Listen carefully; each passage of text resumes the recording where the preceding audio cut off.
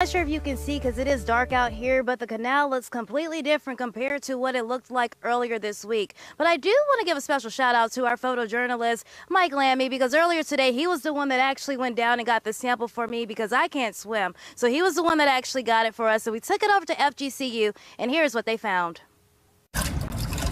After collecting a water sample from the Setius and Con Canal, barely has any color to it. We took it over to Dr. Barry Rosen, a professor at FGCU's water school. Doesn't mean there isn't plenty of organisms in it. He first tested the salt level and found that the sample heavily influenced by salt opposed to fresh water. It's normal. You've got fresh water coming in through the Caloosahatchee, and you got salt water coming out from the estuary.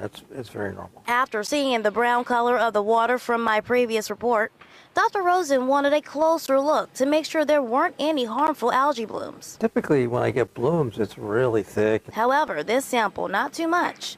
And good news, he didn't find any traces of algae blooms, but he did find something else. The organism I'm seeing is a cryptomonad, which Dr. Rosen says is pretty common, not toxic to humans, and explains the brown water in the canal. They eat bacteria.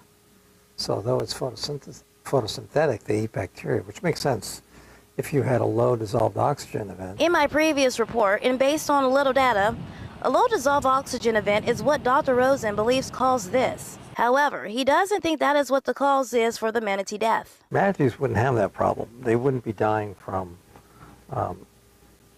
air running out in their water. Instead, he believes the cold is what killed the manatee. But he believes with such a large fish kill, like this one, it's highly unlikely that is what killed the fish. It doesn't make sense that it's just cold that would cause it, because that large of event, it seems to me that there are deeper areas where fish shouldn't be dying, because they'll go where it's warmer.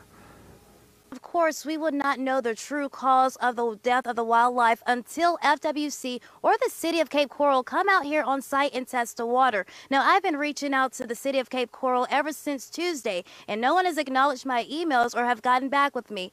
Now, of course, there's many layers when it comes to this, so once we get an update, I'll update you. Live from the Cape, Brianna Brownlee, Fox 4.